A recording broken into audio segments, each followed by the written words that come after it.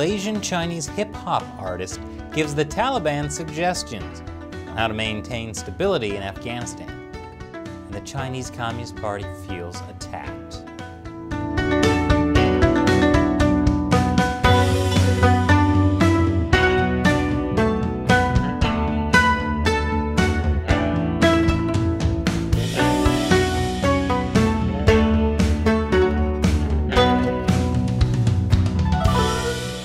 Welcome to China Uncensored. I'm Chris Chappell.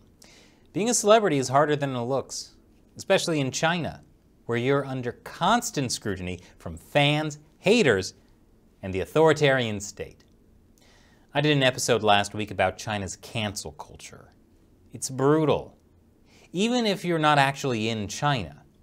Recently, Taiwanese show host Di Shu lost over $1 million in brand deals for implying that Taiwan is a country.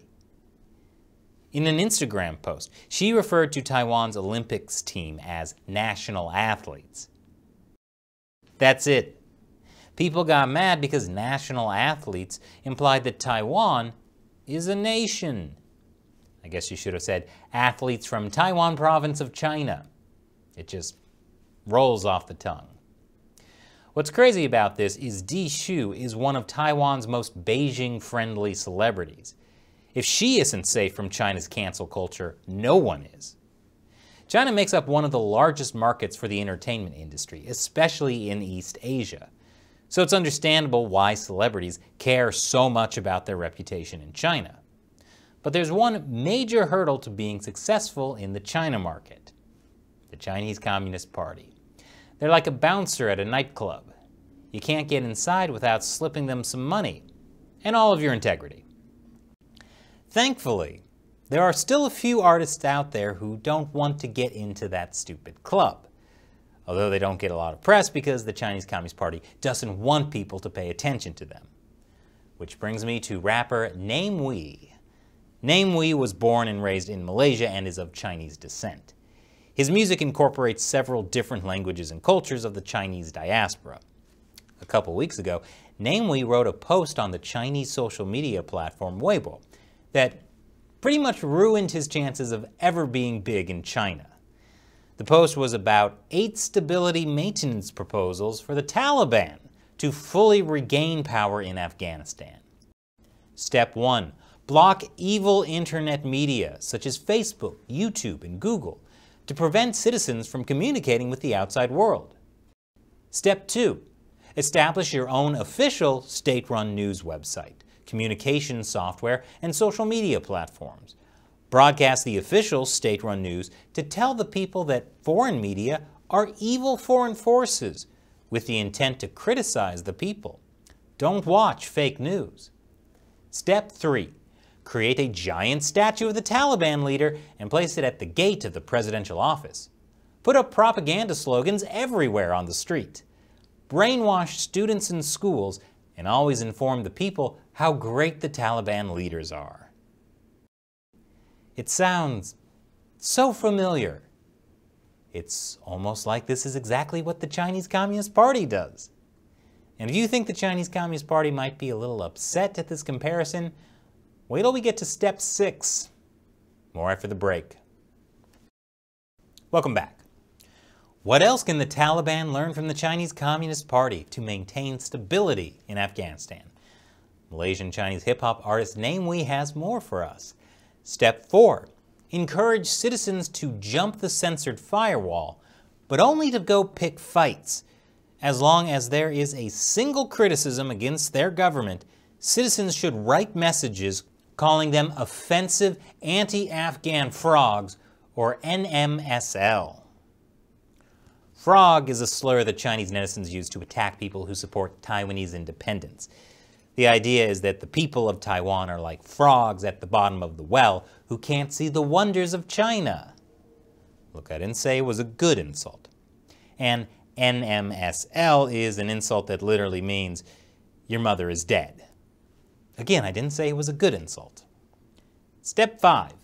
On national holidays, spend a lot of money to invite a bunch of foreigners to sing patriotic songs such as My Country, Afghanistan, and Without the Taliban, there would be no new Afghanistan.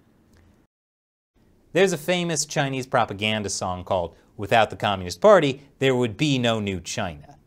It's the perfect example of a song that binds together the country, China, to the ruling Chinese Communist Party, in a totally normal, not creepy at all way. And yes, sometimes they get foreigners to sing it too.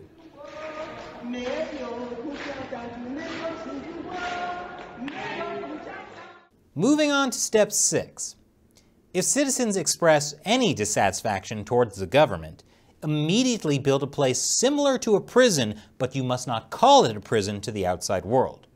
Round up anyone with independent thought for re-education. When foreign media are invited, force the prisoners to act happy.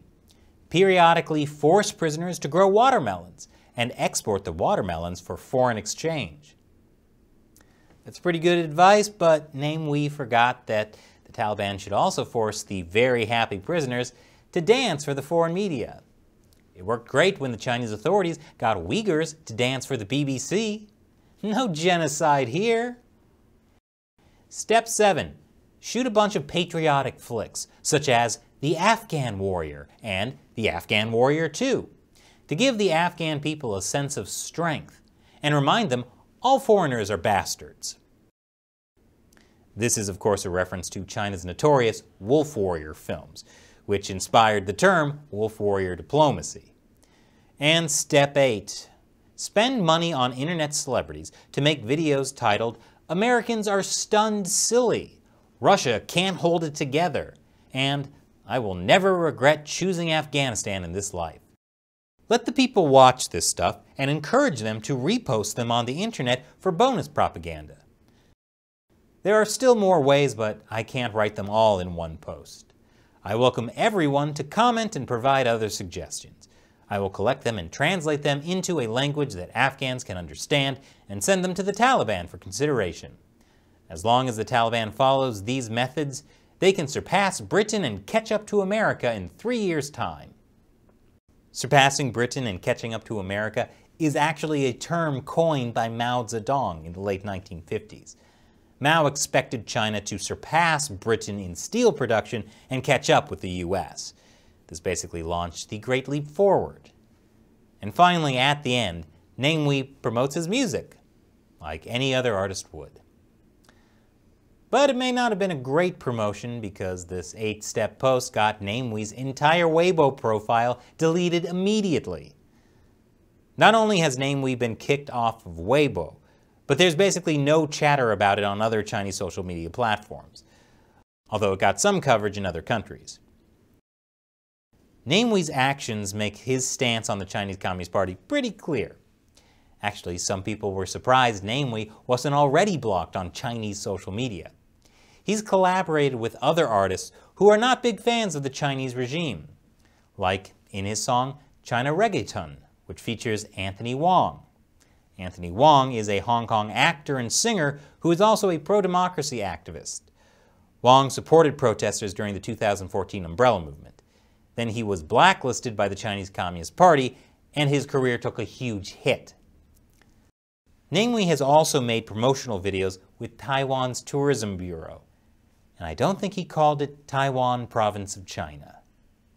Artists like Namewee show it's possible to have a career even without the Chinese Communist Party's approval. It's refreshing to see an artist who doesn't self-censor for the Chinese Communist Party. Let's just hope he never has to go to China. And now it's time for me to answer a question from you, a fan who supports China Uncensored on the crowdfunding websites Patreon and Locals. Smiling Man on Patreon asks, "I have a question because it confuses me that you call the CCP communists. Even if they call themselves communists, wouldn't you agree that China now is somewhat between an aristocracy and an oligarchy? I also think that they are extremely capitalistic in their own way, but that's another topic." Great question, Smiling Man. I call the CCP communists because they're communists.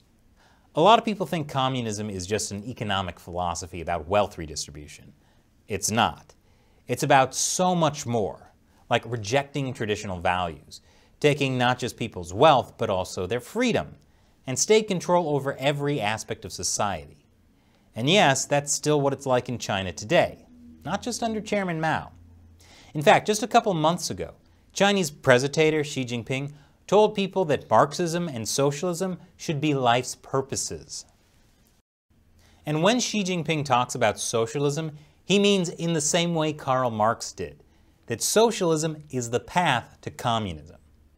After China's economy opened up in 1978, it may have seemed capitalist, but it was never really a free market. The party always controlled things behind the scenes. And now there are signs China's economy is starting to get even less free. For example, there's a new wealth redistribution policy euphemistically called common prosperity, where the most successful people and companies have to give up a substantial portion of what they've earned to the state. There are also signs that the party is taking over more and more private industry, including private schools. So you can say China is an oligarchy in the sense that it's run by a small, powerful group of people, including Xi Jinping. But it's a communist oligarchy. The CCP is definitely still communist. Thanks for your question, Smiling Man, and thank you for watching. Please support us on patreon.com/ChinaUncensored or on ChinaUncensored.locals.com, and you'll have the chance for me to answer one of your questions on the show. I'm Chris Chappell. Thank you for watching China Uncensored.